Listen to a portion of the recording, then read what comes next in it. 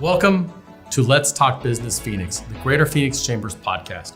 I'm your host, Todd Sanders, President and CEO of the Greater Phoenix Chamber. Each week, we tackle key issues affecting businesses, the community, and state, aiming to drive growth and overcome challenges while uniting community leaders to move Phoenix forward. Let's Talk Business Phoenix was produced in partnership with Ideas Collide, an agency offering a full suite of custom marketing solutions for your brand's unique challenges. Make a connection at ideascollide.com. Well, welcome back to the podcast. We have a very special show and a special guest today. We have former Governor Doug Ducey with us today. Looking forward to it. It's wonderful to see you. Obviously, it's been a couple years. Tell us a little bit about what you've been up to. But before we get there, and you are kind of an open book, and almost, I don't know if anybody doesn't know who you are in Arizona, but maybe something about you that wouldn't be on your bio that people don't generally know.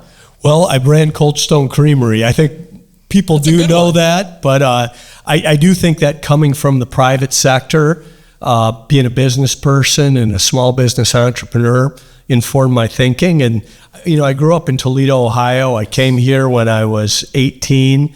So I always feel very fortunate that I'm one of the transplants, really know how special Arizona is. And I think now the whole world knows. But I did even have a sense early in my career that this was a well-kept secret. And I think the secret's out of the bag. I absolutely agree with you. And I want to get into that too, because so much changed since, from when you took office to today, just a huge difference in what's happened here. But going back to Cold Stone, favorite combo or favorite flavor? What was that? Well, Founder's favorite is one of the favorites among the customers. I always liked all the chocolate combinations, and the chocolate ganache is something I still get every time on my birthday. My family gets for me. So there's a wide variety there. In addition to the ice creams, you should check out the cake cabinet. I just spoke at the annual franchise meeting for Cold Stone. I sold it in 2007. It was great to go in that room.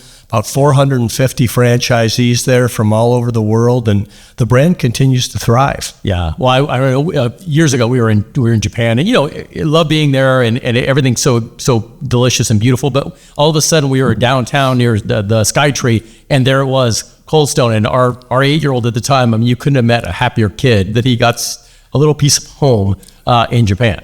That was one of our first international stores, and I think it was the Roppongi Hill store.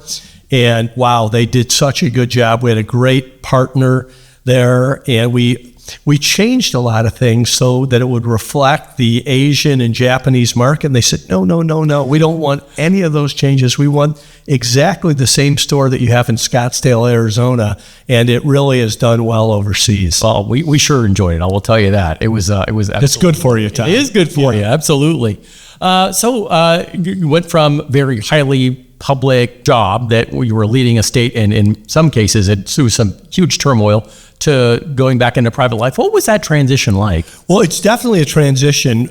I think the fact that I received the governor's responsibility when I was 50 in the second half of my career was wonderful, because I knew what a great responsibility it was. And I've been through some experiences, some real life, some downturns in the private sector, and governor was the job that I wanted. I still think it's the best job in politics. You get to be the leader of your state. You're not in control, but you are in charge. And those 8 years flew by, but 8 years are plenty. 2 terms is about the right amount. I'm a big believer in term limits for the executive branch. And, some of it does have a Groundhog Day effect, like the Capitol Purple, the 7th and 8th time. Some of the thrill is gone there, but we had a lot of energy that we put into the agenda. Our most productive years were our 7th and 8th years. So we ran through the tape. We left it all on the field. I was reflecting on the way over here on sort of the changes that occurred in the time frame, and what we're seeing today as a result of that intentional rebuilding of the economy after the Great Recession. And I want to get to that. But I guess for those of us sort of mere mortals who've never been a governor, what's that like to go from being a governor to being someone in the private sector? I'm sure there's probably nice relief where you can sleep in and you don't have cameras in your face all day, but what's that like? Well, I'll say the first transition is becoming the governor, because, even if you led a big company, which Cold Stone was an international brand when I had sold it, And I was state treasurer, which is third in line to the governor, a constitutional office. But there's really nothing that can prepare you to be governor. First, you're so focused on trying to win the election. And that's really what you're focused on. Of course, you have an agenda, but people want to ask you all kinds of questions that don't have to do with anything about what you want to accomplish if you do win the office. And you show up on election night, and if you're fortunate enough to win, you're surrounded by a security detail, and they basically drive you for the next 4 to 8 years, depending on how many terms you serve. So there's a transition into office, and then I think there's a transition out. A couple of governors that I held in really high regard were Jeb Bush and Mitch Daniels in Indiana. So after I won re-election, I called both of them and I said, what are your best practices for the second term?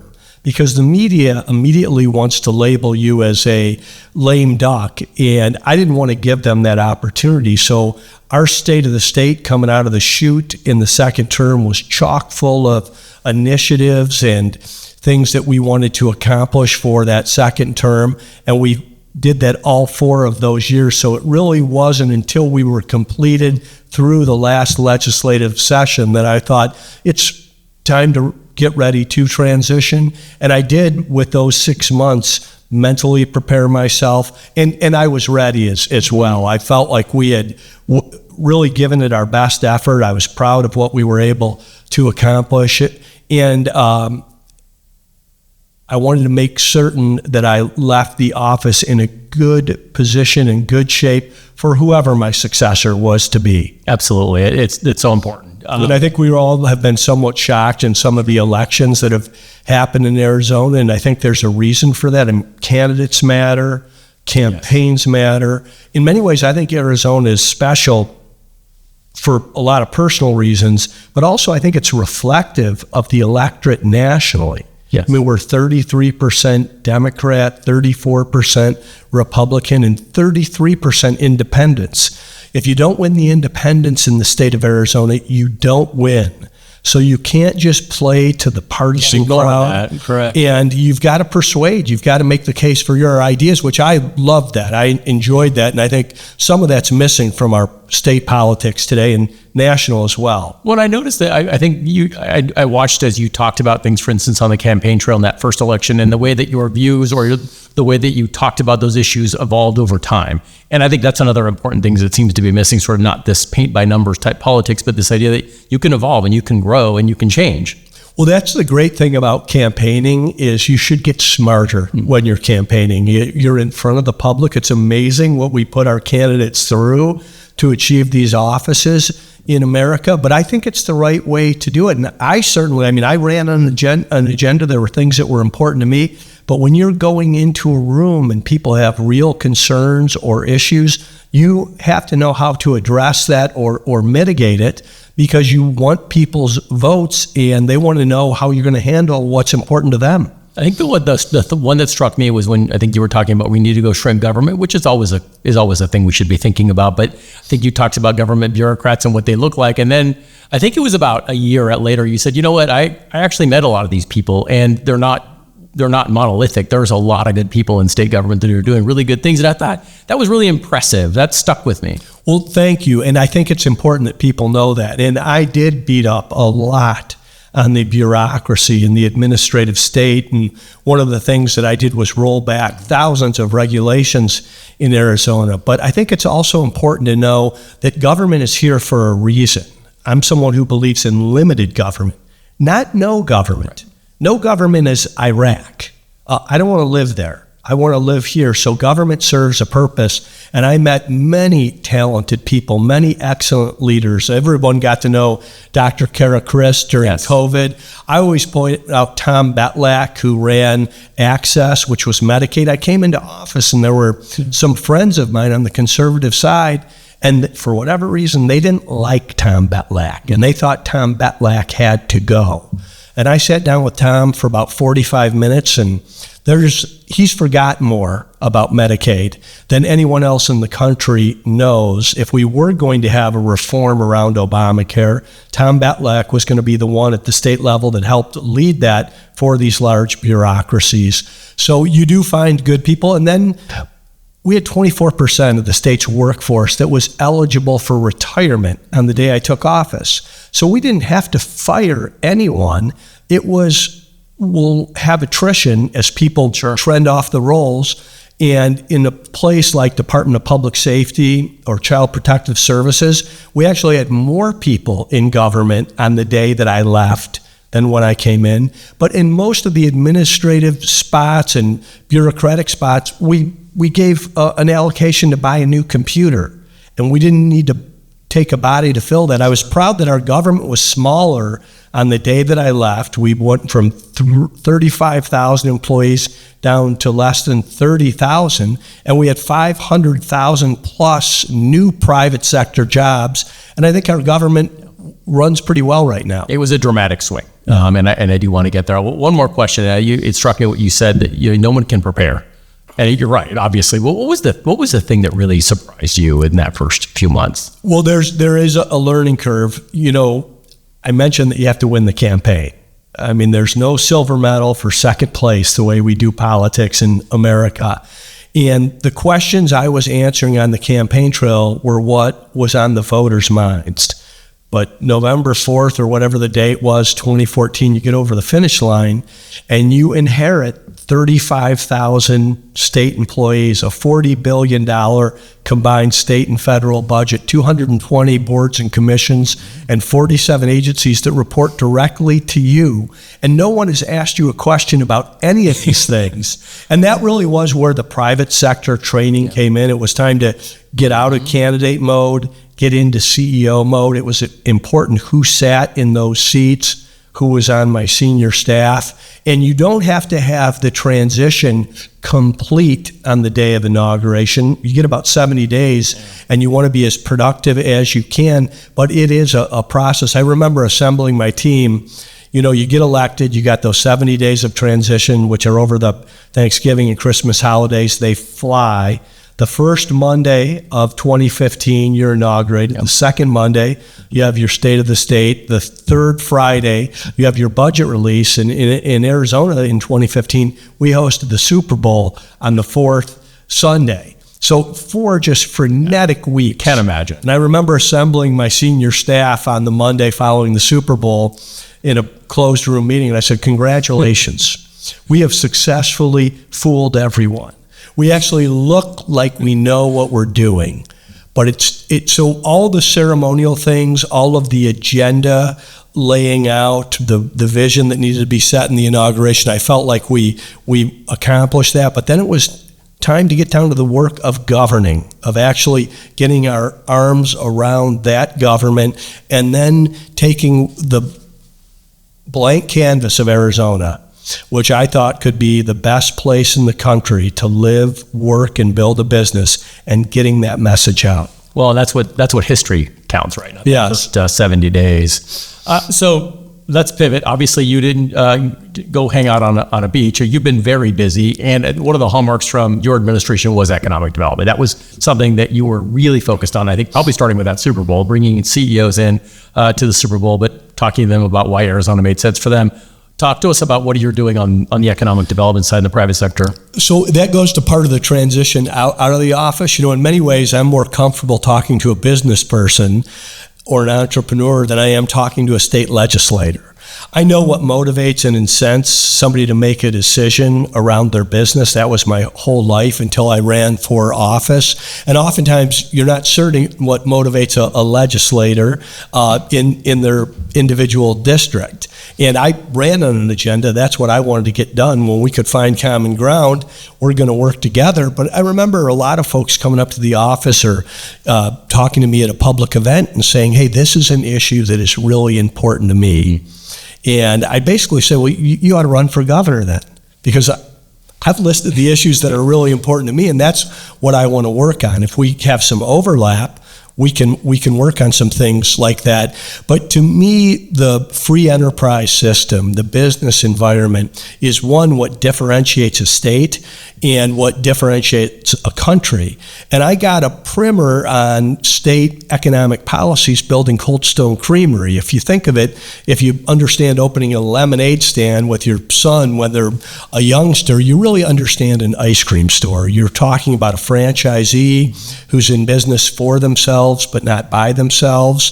It's about $150,000 total capital investment when we first started building Cold Stone Creameries. And we opened a Cold Stone Creamery in all 50 states. Today they operate in 34 countries around the world. And I saw the obstacles that we had in a place like Arizona, which were somewhat significant, but nothing in comparison to places like California or Illinois or New York or New Jersey. And that idea of having a lower tax, light regulation, good labor policy, affordable, reliable energy, and an education system that actually teaches something of value, because we have teenagers behind the Cold Stone, were really the factors as to how we were able to jumpstart Arizona's economy and attract so many decision makers and companies to not only relocate here, but also our existing businesses, seeing how they've grown and thrived. Well, and they really have, and I think you get a lot of credit. Your administration gets a lot of credit for taking, I think, an economy that was built on maybe a couple of sound peers, perhaps, and really diversified that into a lot of different areas, which would made it broader and more apt to withstand shocks. For instance, the latest, of course, being advanced manufacturing and TSMC. Take us back a little bit to that time when there was this decision to really broaden the economy after the Great Recession. Well, so I had an instinct that, one, who the governor was mattered. The governor has one real power, and that's the power to convene. And I looked at other states, coming out of Procter & Gamble, we would always focus on something that was called search and reapply, meaning you could find a good idea anywhere around the globe, bring it back to headquarters with attribution, and as long as you can do it legally, morally, and ethically, let's not reinvent the wheel. And the state that had really transformed in the previous 30 years was Texas. It went from oil and gas to truly cosmopolitan international cities in Dallas and Houston. And I really didn't understand the attraction of Texas, especially in comparison to Arizona and the Valley of the Sun. But it was a number of governors that they had, Rick Perry being foremost, that got in front of these decision makers. And so I told my Commerce Secretary, Sandra Watson, that I didn't want to be the ceremonial guy just cutting the ribbon. I wanted to be in on these initial interviews when these folks came to the state to do a site selection or to talk about different packages. I wanted to be in that, work with my assistant, we'll clear the calendar. Governors, of course, are busy, and the most valuable thing they have is time, but these meetings are always in state. And there's always a way during that day to carve out that time. And I think that made a real difference. I couldn't talk about any of this when I was in office because it was kind of the secret sauce, but I would get in front of these folks, and you don't have to know anything about semiconductors or advanced manufacturing. Of course, I've learned a lot, but they're sitting across from you, and they want to know what's in it for them.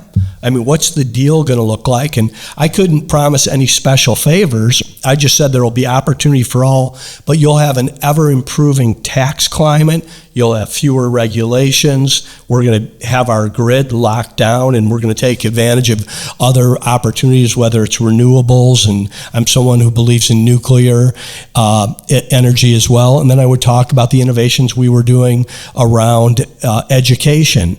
And I think just that accessibility, and I'd say, who are we in competition with? I mean, who do we have to beat here? They'd say Florida. And I'd say, well, how'd your meeting go with Ron DeSantis? We haven't met with Ron DeSantis. How'd your meeting go with Greg Abbott in Texas?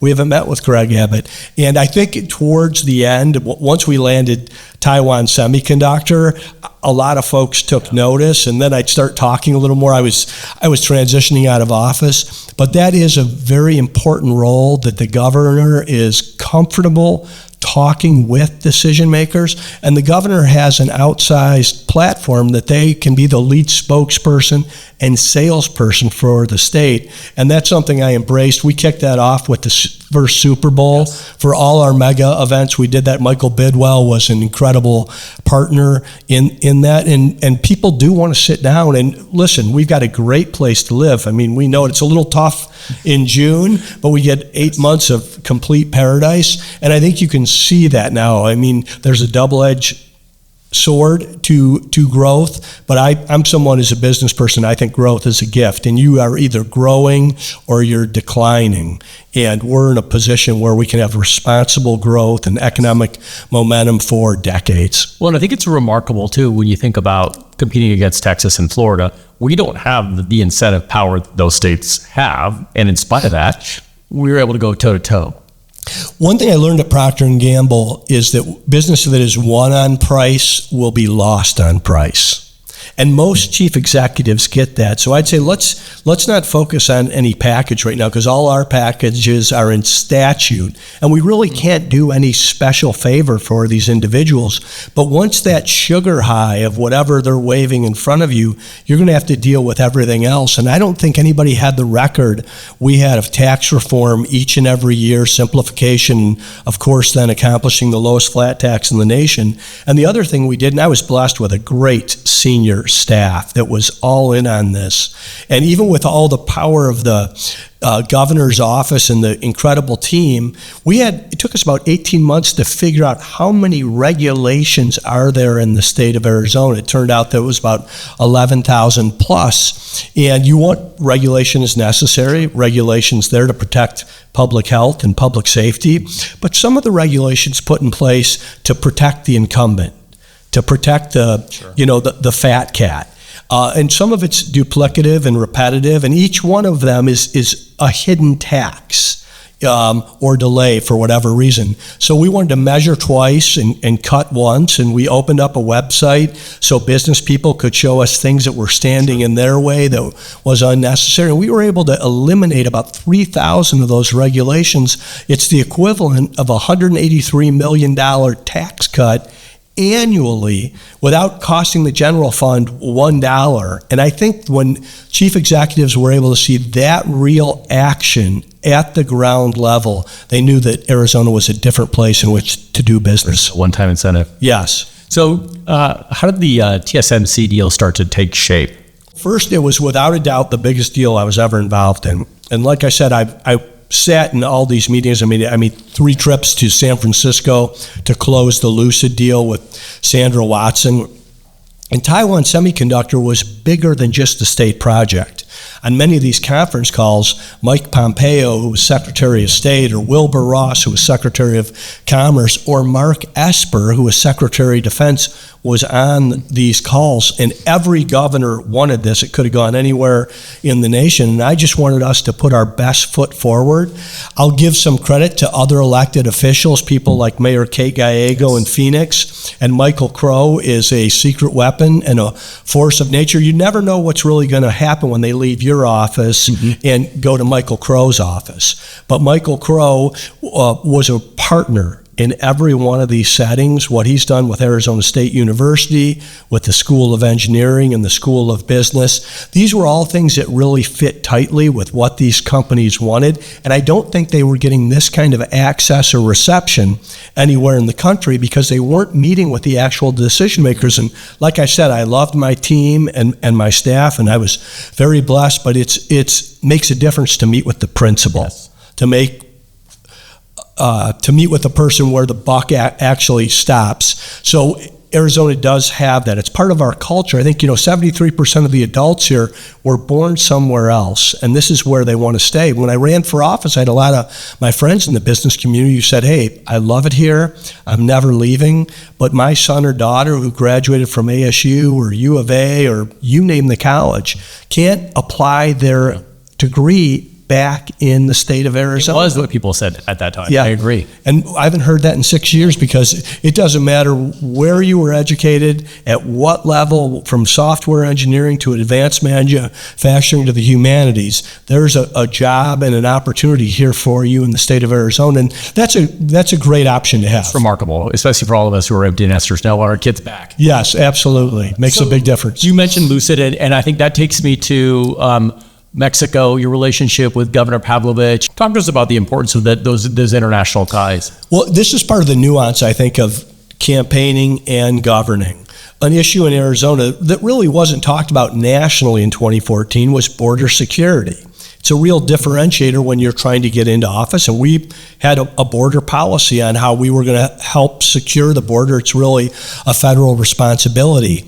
At the same time, Mexico is our number one trading partner, and it's not even close. It's ×4. So my first international visit as an elected governor was to Mexico City. My first international visit upon re-election was to Mexico City. My last international trip as a sitting governor in the second term was to Mexico City. I wanted to emphasize that we can have public safety and law enforcement and a wonderful trade relationship with our most valued customer. And I was also very lucky that Governor Claudia Pavlovich was a very square dealer. She was someone that felt the same way. She understood there are different politics that she has to deal with and that I have to deal with. So we never had commentary on what was going on in the state of Sonora or her with the state of Arizona, or given the 2016 and 2018 races, she stayed out of that. And we built a friendship through that. I have had three much younger sons. She has 3 younger daughters. And I got to know her husband, Sergio, and they came out for Christmas and spent time with Angela and I, and came out to all the Waste Management Phoenix Open. She's a great public servant, and she was part of what allowed us to really dive in deep and not only solidify that through the Arizona-Mexico Commission, but to really expand it. And to do all that while we were paying attention to the border. When you're paying attention to the border, you're paying attention to things like human trafficking and drugs and fentanyl, and things we're much more aware of today. So I tried to be very precise in my language and not heap everything into it frustrates me sometimes when our friends in Washington talk about this as if it's all immigration, because I think it's 3 different things. 1 is border security, 2 is our trade relationship, and 3 is immigration.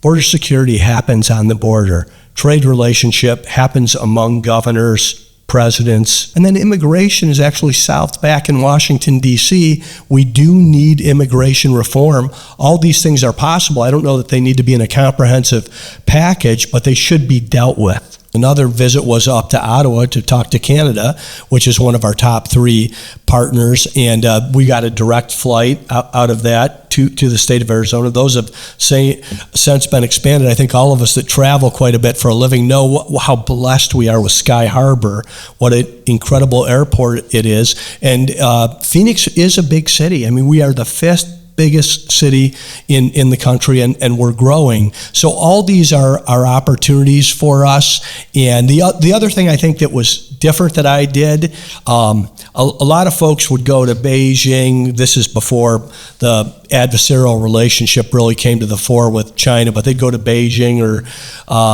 other places for economic development. I mean, oftentimes I would go to California to make that case that we actually have a better place. And Americans vote with their feet, business people vote with their feet, and right now Arizona's winning. Well, certainly we saw people coming from California, companies coming from California to a state that they could do business in.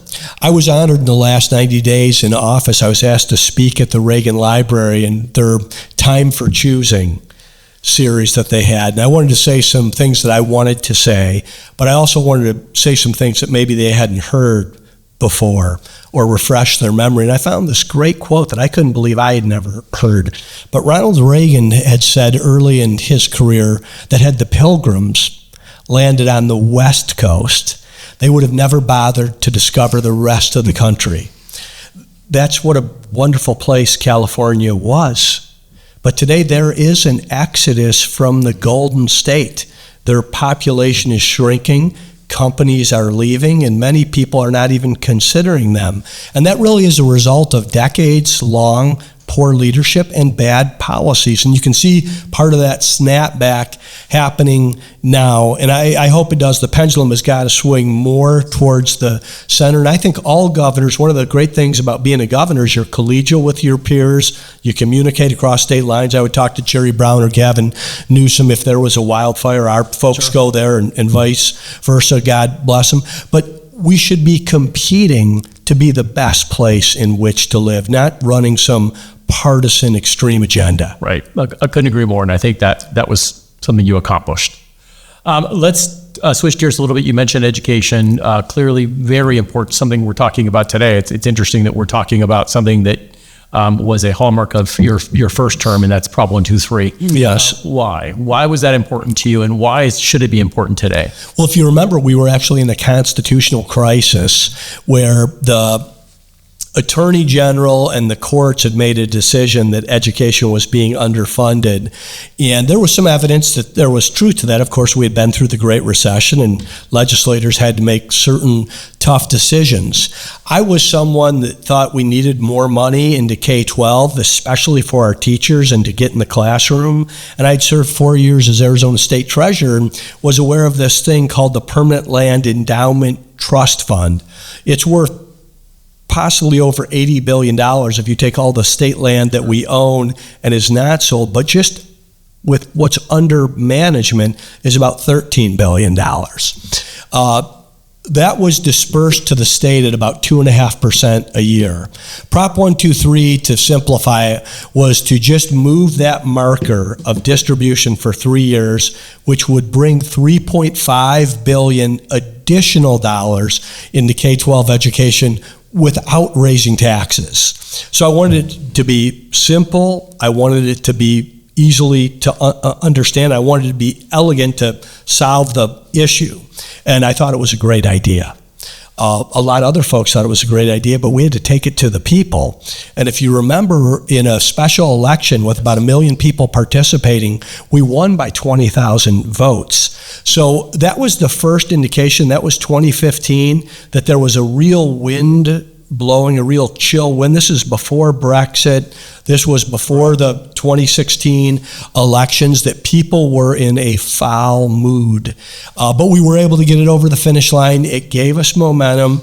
It provided a 10-year solution to that funding model. Now the state budget has grown dramatically just because of the growth of the state, and I know they're working on some different details to put Prop 123 forward. I've had some discussion with different leaders down at the legislature. It's harder than it sounds to do it. It might be easier in a general election when everything's on the ballot, but when there's too many referendums and initiatives, a lot of times my experience has been with voters, when they don't understand, they just vote no or they skip it. Absolutely. And you do have to get more yes votes than no votes. So whatever you put into that Prop 123, make sure it's needed and necessary. And then I took the platform of the governor's office and raised money in the business community because I wanted to be the lead spokesperson. And we had opposition. We were able to defeat them, but it was a much more difficult, much bigger challenge than I thought of on the day that we announced. And looking toward today, where legislators are again looking at it, what are you telling lawmakers who are sort of debating whether or not this is a good idea to continue? Well, I've said to them, I know just enough to be dangerous. And if you're trying to please everyone, you're not going to please anyone. So my concern is that it becomes a Christmas tree. And if you put too many ornaments on that Christmas tree, people are going to be confused, or you're going to have a political football where somebody can point out one single standalone thing that might be part of a much larger package. But how many times have we seen things in Washington, D.C. be derailed because there was too much in the package? The concern I have right now around Prop 123 is it's not for funding. They have the funding. The funding's been solved through the general fund. So I think the voter, in their wisdom, asks, what is it for? And that's the question that you have to answer with whatever the initiative or referendum is. More to come on that. Yeah, I think right now I think there's a real debate. And you know, one thing I think that's great about our education system here is we've seen this competition lift all boats. We've got great public K-12s. We have great charters. We were the first state in the nation to have these education savings accounts. Now they're sweeping the nation. And we've seen our education improve across the country. I think we're leading the nation in terms of improvement in math and reading, and there's so much more to do around that. And every state has these issues, but Arizona brings these innovations in. You have to tie it to those types of things. You can't pit, I get concerned sometimes that folks that are for educational savings accounts sound as if they're against public K-12. That's not the way to do it. That's not the way to win. We have a lot of great public K-12 in this country, and certainly in the state of Arizona. That's not our issue. It's when a kid is trapped in a failing public school. What are their options? What about our autistic kids? Sometimes they can go to a traditional K-12, but our schools of autism, our charter schools, have wait lists. Parents with autistic kids move from across the nation because the teachers there know how to deal with autistic kids with great skill. They're in classrooms with kids that are facing some of the same challenges and opportunities that they have. And these are the things that I think, regardless of, I have 3 boys, they all learn differently. And I think everybody has that experience. So those choices are a big benefit, along with social media, which has changed things. Sometimes kids just need a fresh start. At a new place, and you want to have those options. And if you're fortunate enough, my kids went to Catholic schools, so I had that choice. If you can move into the right zip code in a state, you have that choice. Well, don't we believe in equality of opportunity for everyone in our state? So I see this more as a civil rights issue to give people this choice. Well, I want to kind of go to something that I think you talk a lot about, and certainly that we're hearing a lot about, and that's leadership. Maybe to start with, what was your philosophy on leadership, or what is your philosophy on leadership? Well, I think leadership matters, and nobody elects you to maintain the status quo. No one, I don't know how many thousands of people I talked to during the campaign, but everyone had something they thought could make the state better, or was needed, or could be an improvement. So a leader's a change agent. They are there to make change and to make the place better than they found it. So there's things you can do to bring out the best in the people that you have on your team. But I think also part of my leadership philosophy is that you have to be able to persuade. One of the things I enjoyed most, and this is why a lot of people don't run for office. They don't want to go through this, or they think it's brain damage. But I enjoyed going into a hostile room and making the case. School choice was a great example of this. It didn't start out popular. It seemed like a pipe dream in 2014. It took all of 8 years to get it done, but it's something I really and truly believed in. So walking into these rooms, and you saw when we passed it, it was an African-American mother, Janelle Wood, sitting next to Angela Ducey in the last state of the state, and I was able to say from the podium that 50 years ago, politicians stood in the schoolhouse door and wouldn't let minorities in. Today, politicians stand in the schoolhouse door and won't let minorities out. These kids are trapped in failing public schools, and it's time to set these families free. And it was the African-American pastors, not one of them, a Republican, were the ones that whipped the votes to get this done. So I think that, much like border security, which I don't think is a partisan issue, I think it's a public safety issue. And I think many of the ideas that I believe in, or ideas that would be part of the American conservative agenda or the center-right agenda, I think these ideas are winners when they're properly presented. But you also have to let people raise their hands, ask the tough questions, and if you're making the case or not. I remember when we passed the first school choice bill in 2017, if you recall, it was referred to the voters. It's an anomaly of our Constitution. We could pass a law out of both chambers. I could sign it into law, just like the ABC, how a bill becomes a law. But then someone can get enough signatures and they can put it on the ballot. And they put it on the ballot in 2018, and it was voted down 65 to 35. It was smacked down.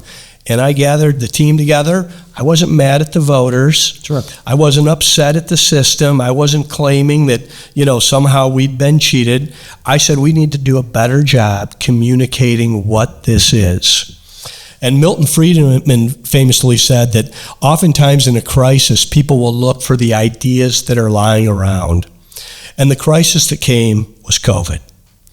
And many of our kids were learning on a screen. Yep. Parents weren't happy with the level of rigor and some of the subject matter that was coming across the screen. So when we brought what was a much broader, more universal school choice in 2022, they weren't even able to get the signatures to put it on the ballot. So it's an idea whose time has come, but that's not a solution. That's just a beginning for improvement for all of our kids. I mean, we want to see our kids not only in the suburbs or the great public schools, but everywhere be equipped with the skills from, analyzing numbers to being able to communicate and comprehend what they read, to also the trades. I always say the smartest guy on my floor in college was a guy named Alex Vakula, magna cum laude, summa cum laude, I can't recall, went to a competitive law school, got admitted to different places out east. He came back to Arizona to practice. He lives in Prescott. And he called me up. He helped me win the governor's office. And he called me up and he said, hey, I've got an idea for you. He said, shut down all the law schools. He said, we don't need any more lawyers in Arizona. We need a damn plumber in Yavapai County. And, these trade schools, electrician, welding, plumbers, not only will they come out of that school making more than a starting attorney, it's a great opportunity to be an entrepreneur, to start your own business. And 65% roughly of the jobs that are available fall into that category of what when we were in high school was called SHOP. Now it's called career and technical education, but it's a place where people can all of a sudden, I don't know if you had any of your kids ever come to you and say, when am I ever going to use this in the real world? Yeah. But all of a sudden, the kids that think that enough where they say, I don't want to go to school anymore, can see how it applies to this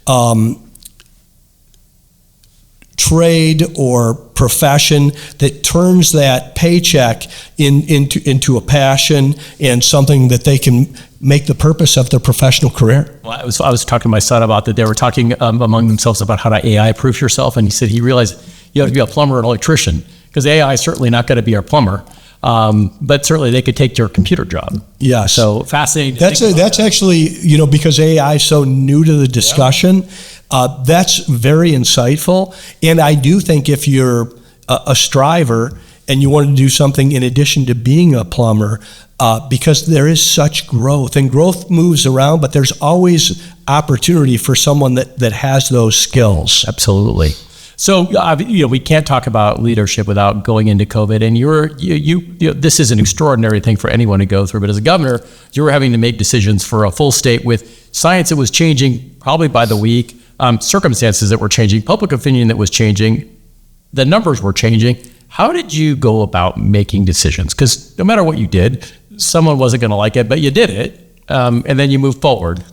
Well, you know that you anticipate a crisis when you run for governor. I mean, all you have to do is turn on CNN or Fox and look at the chyons, and crisis happens. Natural disasters happen.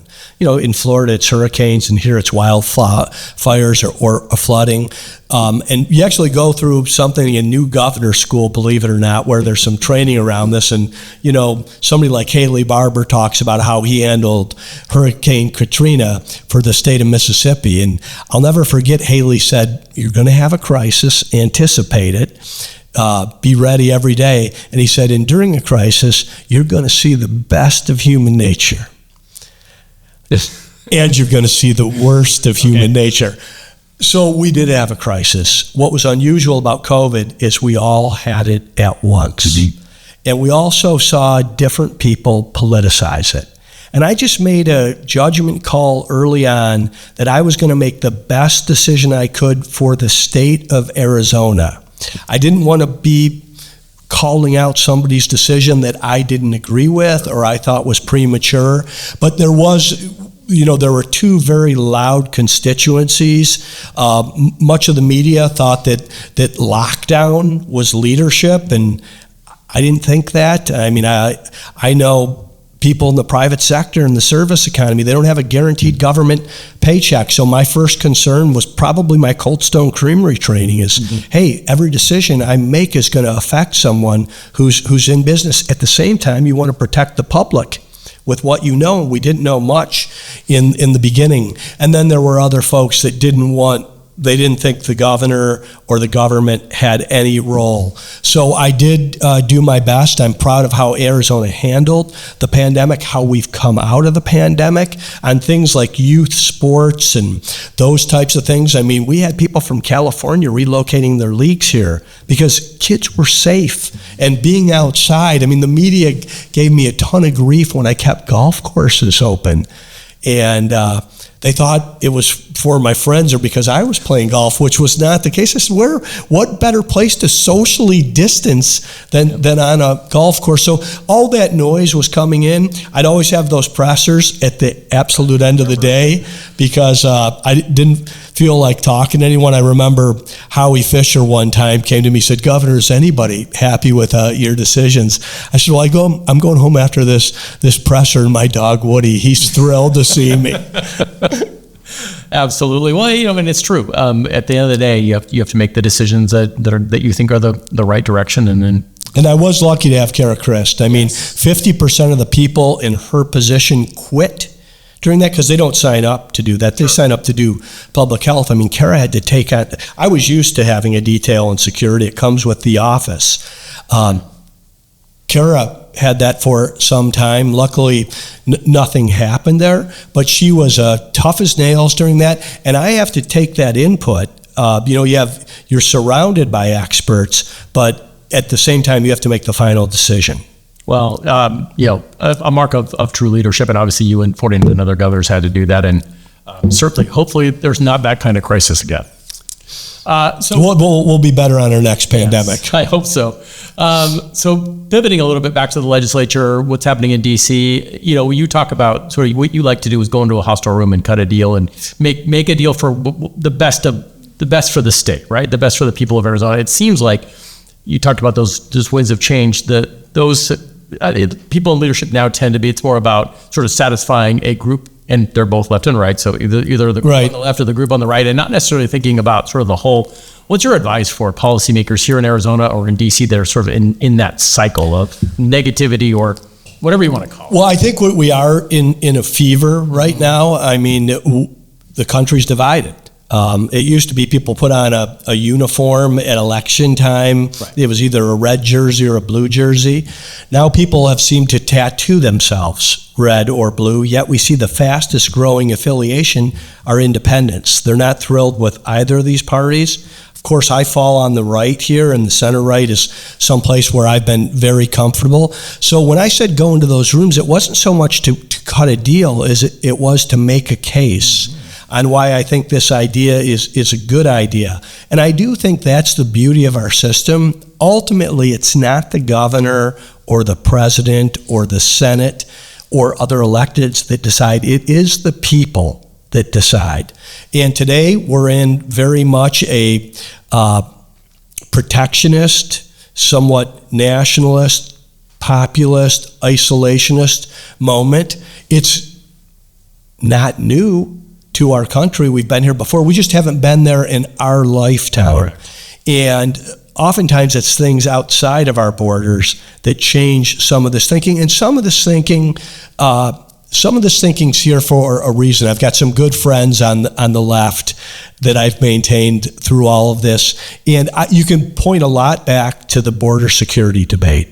Had we just kept the border stable, we'd be out a lot of the dynamic that we're doing right now. I think the global trade discussion is a little more nuanced. I think when China was opened in the 70s, it was for much of the right reasons. We were in the Cold War.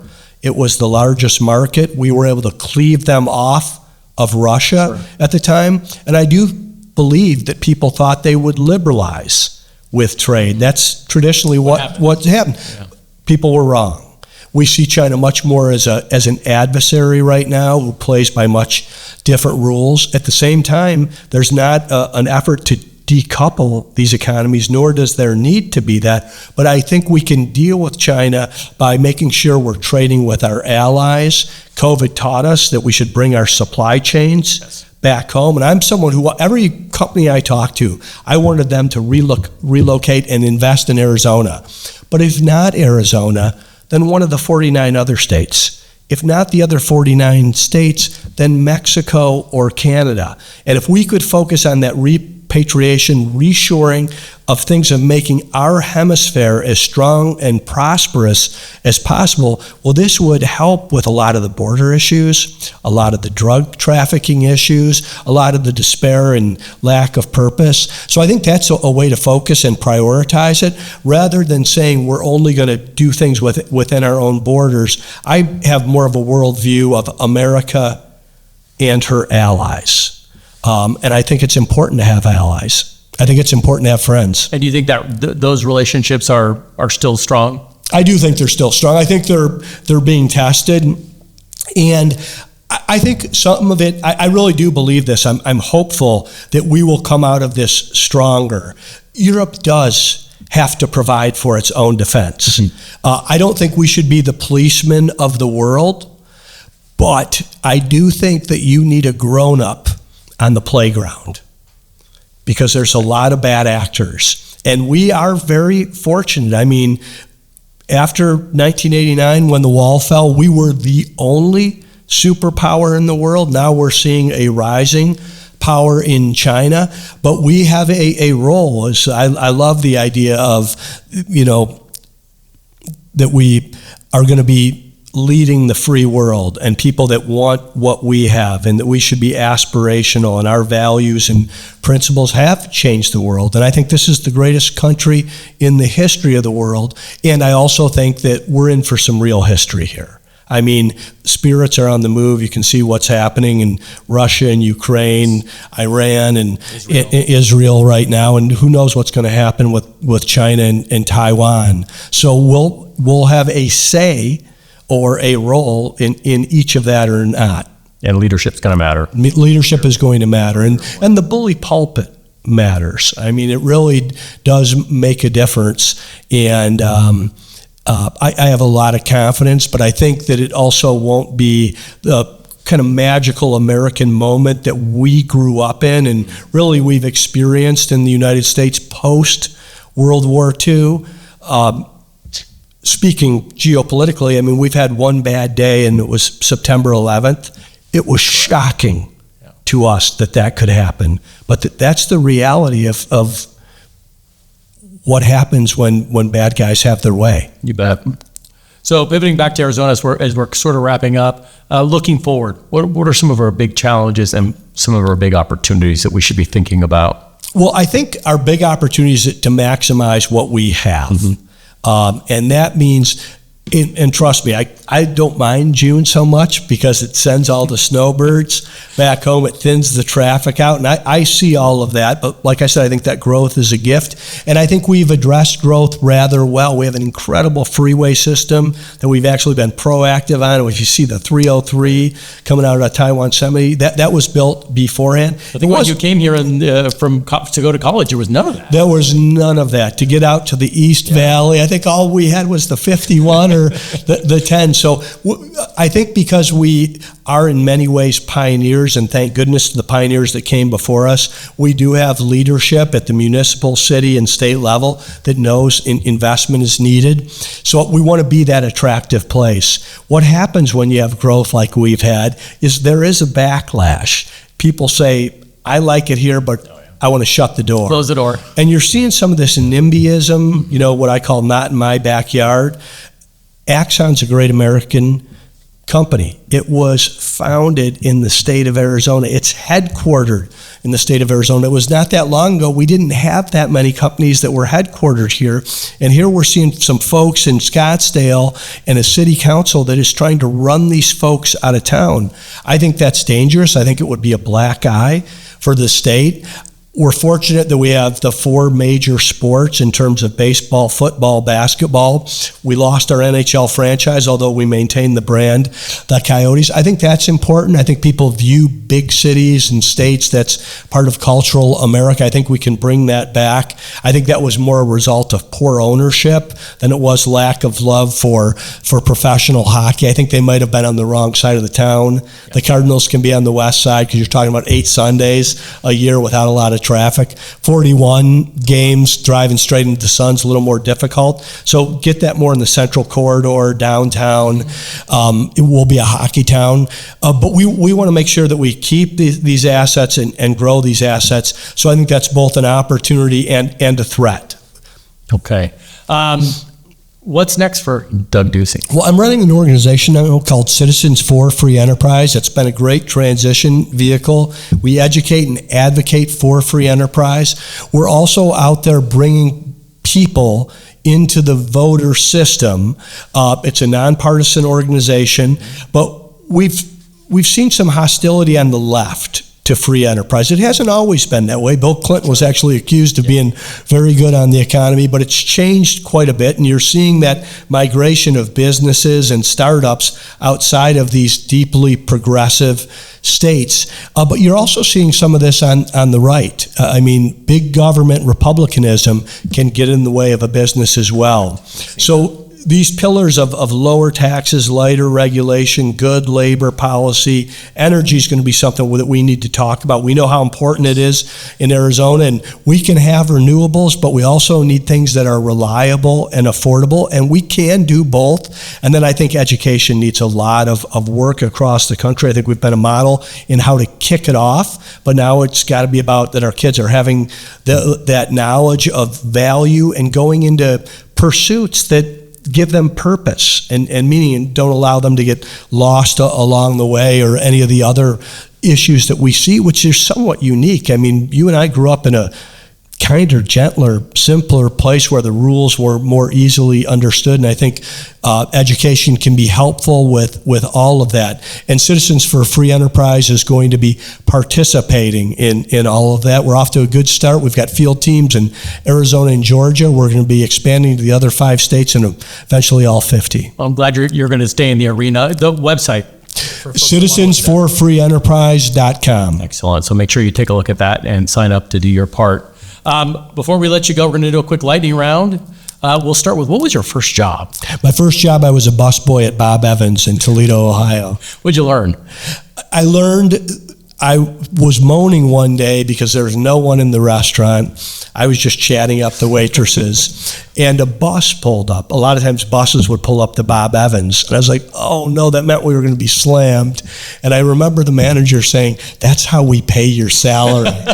I also noticed when we were slammed, the day flew by, and when I was just sitting around talking to the waitresses, it could drag on and on. So I think I learned something around the value of hard work and being productive, and I also got a economics 101 lesson. It's funny, yeah. Those guys, they're paying your salary. Yeah, well, and in those days nobody paid with credit cards, so you would just see the cash drawer overflowing, and I think it was minimum wage was like $2.85, but it added up over the course of a week. Yeah, absolutely. First car. My first car was a Datsun B210. Was that what you drove out here? Yes. And it made it? It made it, and I drove it for, I think, 2 or 3 years of college. It was beat up pretty good. All right, excellent. First concert? Bad Company. Oh, excellent. Book that changed your life?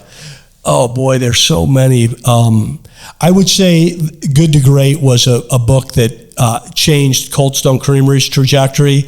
The Effective Executive by Peter Drucker changed my personal trajectory. And then I was fortunate. I was raised Catholic and educated in the Catholic system, and so many of the timeless lessons and real wisdom come out of both the Old and New Testament, so I'd have to put the Bible in there as well. Absolutely. And finally, a person who changed your life? Well, I would say my mom. Why? Because my mom, my folks were divorced early on, and then that happened again, and she was the one that was always there, always steady. I don't know on how they do the roles on who's above what line, but we were always well taken care of. My mom's 100% Italian. We were all well fed. And somehow she found a way to send me, my brother and sister to Catholic schools throughout our K-12 upbringing. Well, moms make the world go round. They do. Absolutely agree. Governor, thank you for spending so Thank much you, time Todd. with us. Really enjoyed it. Thank you for your Congratulations on all your success with the chamber. Thanks for coming back. Thanks for watching this episode of Let's Talk Business Phoenix. Please take a moment to tap the follow or subscribe button for more great podcast episodes to help your business thrive.